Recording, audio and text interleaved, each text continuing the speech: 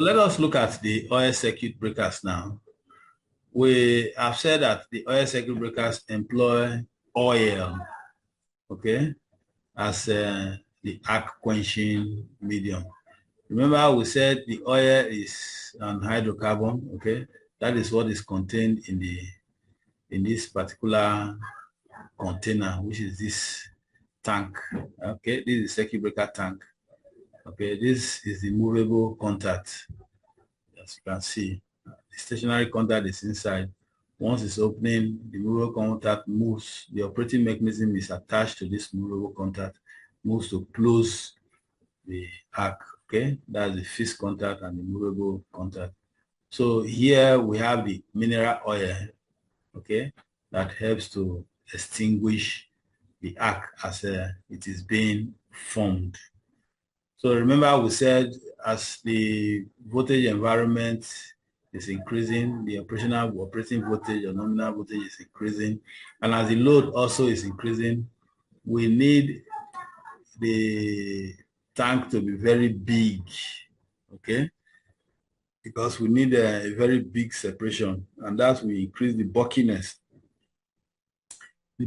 of the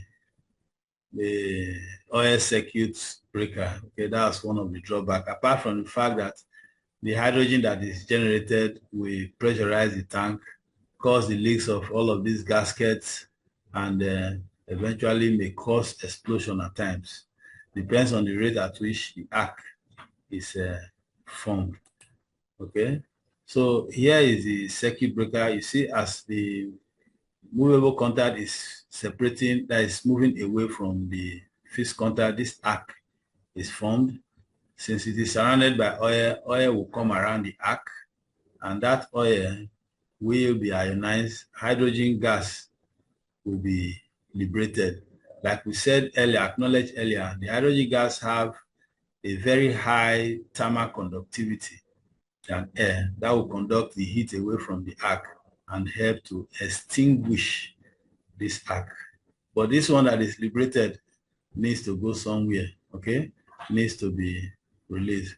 So this is the oil in the circuit breaker, okay? So assuming that this is the line side through your bushing into the circuit breaker back to your load side, okay? So that's the oil circuit breaker. You can see the bulkiness of the oil circuit breaker as the circuit voltage is increasing. This is in a high voltage environment. See, a very big tank. So if you compare this size to its vacuum circuit breaker counterpart or SFC's counterpart, you will see that the size or sizes, they are relatively smaller. Will save you a lot of space, and the maintenance also is simpler and easier. Okay, so let's go to the vacuum circuit breaker. So this is the vacuum circuit breaker. The contact is around here. Okay, the vacuum is also here. Okay, surrounding the contact.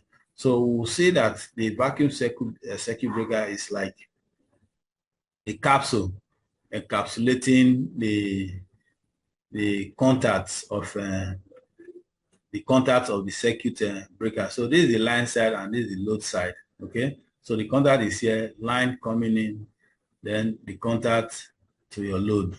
Okay, every other thing you see around here, they are the operating mechanism. This is the charging lever, the on button, and the off button. These are the status indicator of your circuit breaker. And then this is the charge indicator, I believe, of this particular circuit breaker. So this particular circuit breaker, they are detachable. They could be racked out, switch jar, or your MCC, okay, from your switch jar. So this is the racking where you can put your racking lever and then rack. So this is the capsule that we described earlier. This is what we have here, okay? So this is the upper terminal, and it is called an interrupter, okay? that interrupts the flow of current. So this is the movable side of the circuit breaker that is attached to your operating mechanism, okay? And here to your load side of the terminal. So as it is now, it is closed. We will see how it is configured inside this vacuum interrupter as we go ahead. So these are the contacts, okay? So this is the contact, and this contact is encapsulated in vacuum. So if you look very well, you see that here is sealed and it is in vacuum. So this is the movable contact, which means that this end is attached to your operating mechanism, and this is the stationary contact. So as this contact, assuming is closed, when it is opening, the arc that is formed here, because of the high dielectric strength of vacuum, that arc will be extinguished, okay? So even with very minimal spacing, little spacing, the arc is gone because there is no medium or material to ionize in vacuum. Okay, so there will be nothing to sustain the arc in vacuum. So that will help to extinguish it faster.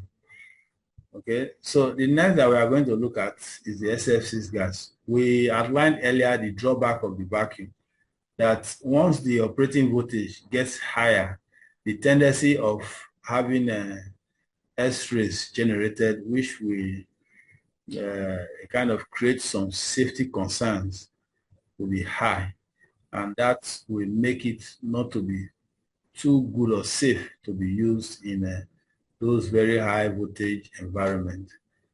So in that case, we need the SF6 circuit breaker. The SF6 circuit breakers employ as the arc quenching medium, okay? That is the medium that surrounds the contact. It is in this area. So this here, where the contact is a pressurized vessel. So the pressure of the SF6 is monitored every time, okay? So that the pressure does not drop below what is needed, because that can cause the dielectric strength to drop and insulation failure. And of course, we know what will happen when the circuit is open. Since the pressure is high, by virtue of the applied voltage, there will be a continuous flow of current to the load. So while you are thinking that the circuit is open, actually there is still flow, and that is detrimental to maintenance personnel. The arcing contact, okay, and then this is the stationary contact, and this is the movable contact, okay.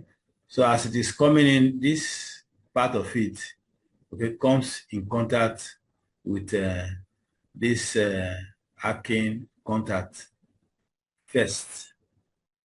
Are we getting it? So it comes into the arcing contact first, okay? And then whatever arc that is generated will be generated here until the main contact will come in contact with it. So at that stage, you'll see that no arc will be formed around the main contact. So it is too when it is opening as we described earlier, okay?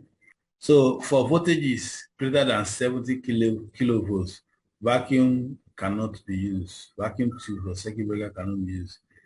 Because they can produce S-rays at these voltages. So at higher voltages, the gap requirement for vacuum circuit breakers are higher than that of for SF6 gas. This is what is indicated here, okay?